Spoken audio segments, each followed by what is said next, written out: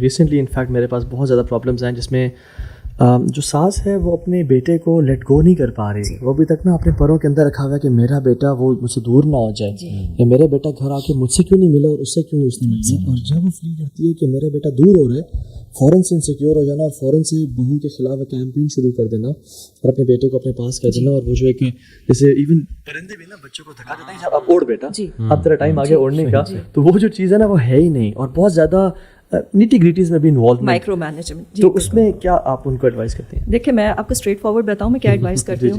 اپنے بیٹوں کی شادیاں نہ کریں. پھر you want your son, keep him as your son. لیکن ایک تیسری شخص کو اس میں لا کے اس کی زندگی نہ خراب کریں. آئدر یو لیٹ گو اور یو کائنڈ آف.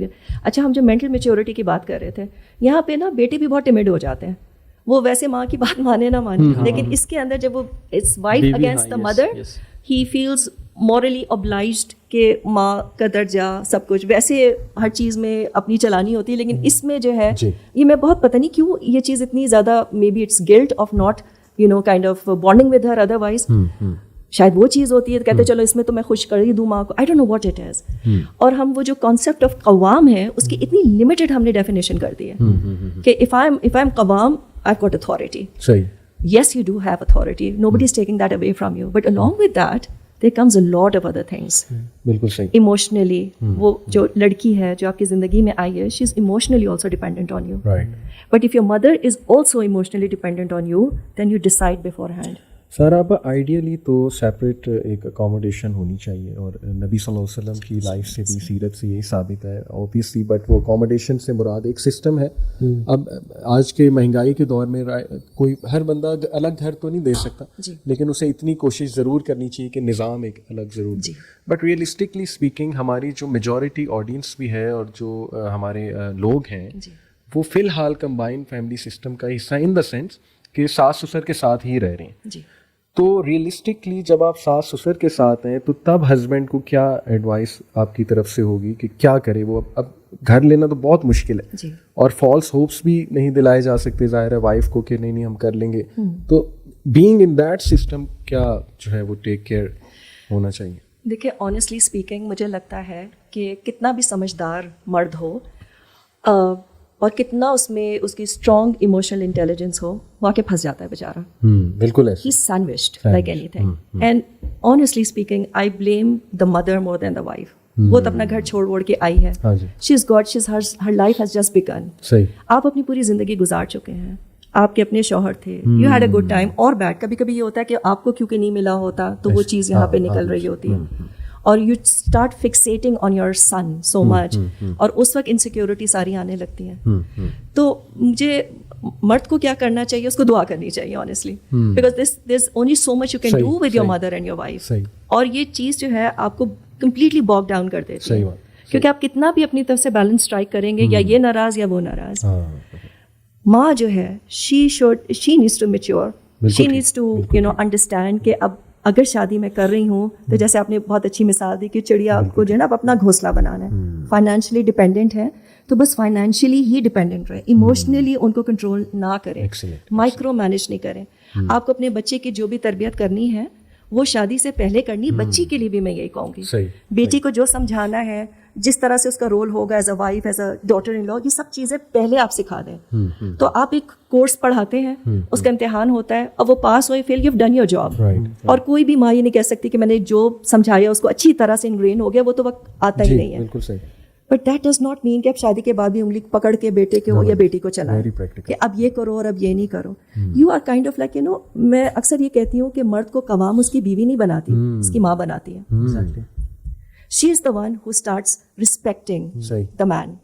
اور جب وہ رسپیکٹ دیتی ہے, اس کا الٹیمیٹ کیا ہے آؤٹ کم, یا اس کو کیسے ریفلیکٹ ہوگا that she is respecting her son. Let him make the decisions. He is going to make mistakes. ہم نے بھی تو غلطیاں کی. بالکل ٹھیک. اور وہ غلطیوں سے جو سیکھیں گے نا, at least nobody will be turning around saying کہ یہ آپ نے کہا تھا. نہ بہو کی ریزنٹمنٹ آئے گی اور نہ بیٹے کی آئے گی کہ آپ کے کہنے کے اوپر میں یہ کر رہا تھا. لیٹ ہم لرن. آپ سے پوچھنے کا ایک مقصد یہ تھا کہ جب فار ایگزامپل کوئی مرد ہی باتیں کر رہا ہوتا ہے تو وہ ہوتا ہے کہ یار شاید یہ انریزنیبل ہو رہے ہیں اور سارا, لیکن یو آر اے مدر, آپ مدر ان لا بھی ہیں, ٹھیک ہے, آپ کے ماشاء اللہ بچے بھی بڑے ہیں, تو this is from the horses mouth basically.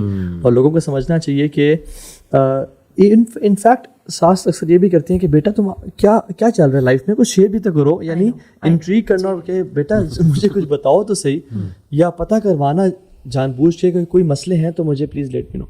इसमें साथ साथ मैं बेटे को भी कहूँगा कि कोशिश करो कि ना ये मामला ट्रिगर ना होने दो. यानी बेटा घर जब भी आता है कहता है, वो कहता है पूजा तुम कहाँ हो, ठीक है, पूजा से वर्ड पहले कि माँ का नाम है पूजा या बेटा बीवी का नाम है, बीवी का लग रहा है. माँ का नाम शबनम होगा ना, क्योंकि वो थोड़ा पुराना नाम है. तो अब आके मैं बेटे से कहूँगा कि पहले आके माँ से मिलो जी, ठीक है, गिव हर ड्यू रिस्पेक्ट, ठीक है.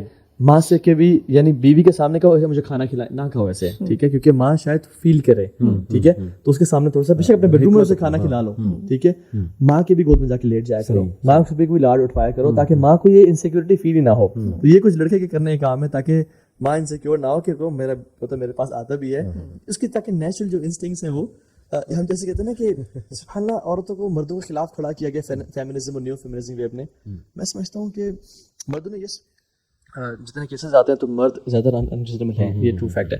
बट जितना नुकसान खवातीन को पहुंचाया है इस मामले में, सास ने बहू को और बहू ने सास को, तो ये मैं समझता हूँ कि इतना मर्दों ने नहीं पहुंचाया. तो मैं समझता हूँ खवातीन को समझने की ज़्यादा ज़रूरत है पहले के मर्द खवातीन को और खवातीन मर्द को समझे ऐसे. अच्छा, और मैं थोड़ा सा इसमें ऐड करूँगी कि मर्दों को क्या करना चाहिए. देखिए मैं बीवी भी हूँ जी, है ना, और बहन भी हूँ, बेटी भी हूँ.